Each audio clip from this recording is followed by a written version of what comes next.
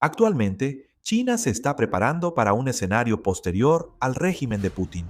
China está aumentando sus relaciones con funcionarios gubernamentales de nivel medio de Rusia. Hoy vamos a analizar este tema en detalle. Vamos a verlo inmediato.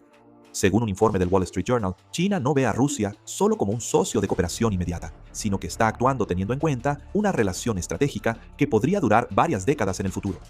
En particular, se informa que, bajo la premisa de que la estructura actual de poder no será eterna, China no depende únicamente del presidente Putin, sino que está ampliando su alcance de contacto a todo el ámbito político ruso. Está construyendo relaciones con funcionarios de nivel medio que trabajan en los campos de la diplomacia, la economía y la administración, así como con las élites políticas de la próxima generación, sentando las bases para que la influencia de China se mantenga incluso si hay un cambio de régimen o una reorganización del poder. Esto se interpreta como un movimiento para crear una red de conexiones a largo plazo que permita seguir influyendo en la dirección de las políticas de Rusia, incluso si un líder específico deja el poder. Hay algo aún más destacable. Según los informes, se sospecha que la agencia de inteligencia china intentó ampliar su cooperación con algunos funcionarios intermedios rusos, ofreciéndoles diversas facilidades, apoyo económico y restringiendo oportunidades de negocio. Para China, es muy importante comprender rápidamente el ambiente interno y el proceso de toma de decisiones del gobierno ruso, por lo que están haciendo grandes esfuerzos para asegurar diversas conexiones personales.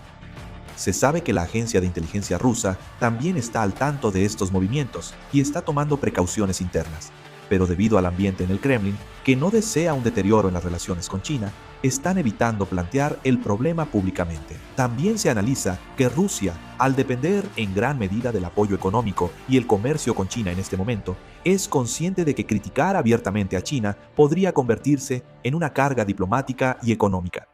Esta situación se considera un ejemplo de la compleja realidad en la que, aunque en apariencia enfatizan una cooperación estrecha, internamente se mantienen cautelosos el uno con el otro. En particular, este fenómeno ocurre debido a las circunstancias en las que se encuentran tanto Rusia como China. Para Rusia, China es prácticamente su tabla de salvación. Más adelante hablaré de esto, pero ya hay muchas áreas en las que la economía rusa depende de China. Por ejemplo, actualmente China representa alrededor del 40% del comercio exterior de Rusia. La cifra, que era del 10%, en 2013 ha subido hasta el 40% en solo 10 años. Como todos ustedes saben, esto se debe a que, debido a la guerra en Ucrania, Rusia ha sido sancionada por todos lados, y el único país con el que puede comerciar es China. Por ejemplo, China está comprando el petróleo y el gas natural rusos casi a precio de ganga, y ahora Rusia depende tanto del mercado chino que le resulta difícil exportar energía sin él. Por eso, para Rusia, China es prácticamente una línea de vida. El Wall Street Journal incluso analizó que el liderazgo en la relación entre ambos países ha pasado de hecho a manos de China. Por ejemplo, el presidente ruso Putin visitó China en mayo pasado con la esperanza de cerrar un acuerdo para el gasoducto Fuerza de Siberia 2. Esto se debe a que así Rusia podría exportar más gas natural a China. Sin embargo, China exigió un precio muy bajo, similar al precio de venta nacional en Rusia, y al final ambas partes no lograron llegar a un acuerdo. Sin embargo, Rusia solo puede esperar ansiosamente, ya que para China no hay ninguna prisa. De hecho, Ucrania atacó las refinerías de petróleo en toda Rusia, lo que provocó una escasez de combustible dentro del país. Incluso en Asia Central, que solía ser el patio trasero de Rusia, China está tomando la delantera en influencia. El Wall Street Journal informó que, mientras China expande su red financiera centrada en el yuan y promueve proyectos de desarrollo en Asia Central, Rusia muestra una actitud mucho más pasiva que en el pasado. Hasta ahora, Rusia había estado en guardia ante la creciente influencia de China en Asia Central y se oponía a la operación centrada en el yuan del Banco de Desarrollo de la Organización de Cooperación de Shanghái. Sin embargo, debido al creciente aislamiento financiero causado por las sanciones occidentales, Rusia prácticamente ha comenzado a aceptar esta situación. El director del Centro Carnegie Rusia-Eurasia, Alexander Gabuev, expresó que están esperando hasta que la economía rusa empeore aún más y quede realmente de rodillas. Esto se debe a que cuanto más se deteriore la economía rusa, más podrá China negociar en condiciones favorables. Además, continúan surgiendo evaluaciones de que, después de la guerra en Ucrania, la economía rusa está quedando subordinada a China. Las empresas occidentales abandonaron Rusia y las empresas chinas comenzaron a ocupar su lugar sin resistencia. Por ejemplo, la cuota de mercado de las empresas chinas en el mercado automotriz ruso alcanzó el 57.2%. En 2022 era del 9%, pero para 2026 aumentó hasta el 57.2%. ha habido un gran aumento. No solo eso, en el mercado ruso de teléfonos inteligentes, Samsung y Apple solían ocupar el primer y segundo lugar en participación de mercado, pero ahora Xiaomi de China ocupa el primer lugar. Además, en Siberia y el lejano oriente de Rusia, en los últimos años se han producido cambios notables. Un ejemplo representativo es que el uso del chino está aumentando rápidamente. En ciudades cercanas a la frontera, como Vladivostok y Blagoveshchensk, es fácil encontrar letreros en chino, menús de restaurantes, avisos en tiendas e incluso en algunas señales de tráfico. Incluso, fotos tomadas por los residentes locales se han vuelto virales en línea. En algunas zonas, incluso hay quienes dicen que los letreros en chino llaman más la atención que los escritos en ruso. Muchos opinan que estos cambios no pueden explicarse solo por el aumento de turistas. Esto se debe a que el capital chino sigue entrando de manera constante en los sectores de distribución, logística, hospedaje y comercio al por mayor y menor, lo que hace que los servicios dirigidos a los chinos se estén expandiendo rápidamente. La estructura demográfica también está influyendo en estos cambios. La región del lejano oriente de Rusia ha estado experimentando una disminución de la población durante mucho tiempo. Debido al alto costo de vida, la falta de empleos y el clima severo, muchos rusos se están mudando a regiones occidentales, como Moscú o San Petersburgo.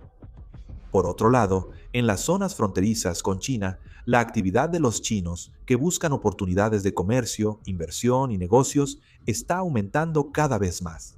Con la apertura continua de carreteras y puentes ferroviarios que conectan la frontera, el movimiento de personas y mercancías se ha vuelto mucho más fácil que antes y la presencia de empresas y comerciantes chinos en la economía local está aumentando. A medida que esta tendencia continúa en la región local, se considera que no solo las actividades económicas, sino también las condiciones de vida y la apariencia de las zonas comerciales están cambiando poco a poco. Actualmente, algunos análisis señalan que lo que más le importa a China no es el presidente Putin en sí, sino la Rusia que vendrá después de Putin. Y como ruso, no importa cuán largo sea el mandato de un líder, el poder eventualmente tendrá que cambiar de manos. Sobre todo, el poder del presidente Putin se está viendo gravemente sacudido actualmente por la guerra en Ucrania. En este caso, no se puede descartar por completo la posibilidad de un colapso del régimen de Putin. Si el régimen de Putin llegara a colapsar, existe la posibilidad de que la diplomacia y las políticas económicas de Rusia cambien drásticamente durante ese proceso.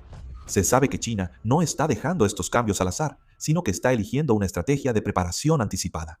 Por eso, desde ahora, están ampliando su red de contactos con políticos y burócratas de la próxima generación, responsables de la administración local, personas del sector económico y otros que podrían tener más poder en el futuro. Se analiza que hay un cálculo detrás de esto: crear de antemano un entorno en el que puedan mantener relaciones amistosas con China, incluso si surge un nuevo poder. En especial, Rusia es un país donde se menciona constantemente la posibilidad de que diversas fuerzas políticas amplíen su influencia durante el proceso de sucesión del poder. Se informa que China considera mucho más estable mantener relaciones con varias personas al mismo tiempo, en lugar de concentrar todos sus activos diplomáticos en una sola persona. La intención es asegurar de antemano vínculos que permitan continuar inmediatamente una cooperación con el nuevo liderazgo, en caso de que haya una reorganización del poder o comience una competencia por la sucesión en el futuro. Esta estrategia, a largo plazo, se considera una de las características de la diplomacia china. Se dice que la perspectiva de China sobre Rusia es bastante a largo plazo, ya que se están moviendo con más interés en los posibles cambios futuros en la estructura del poder que en los resultados inmediatos de la cumbre. El Wall Street Journal analiza que estos movimientos son una jugada estratégica que va más allá de la relación actual entre China y Rusia y que incluso considera el periodo después de Putin.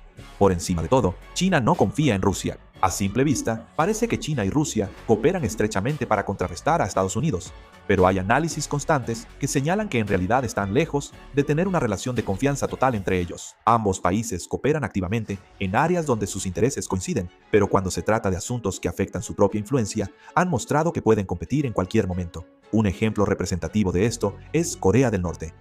Recientemente, con la rápida expansión de la cooperación militar entre Rusia y Corea del Norte, se sabe que dentro de China también se sigue esta situación muy de cerca.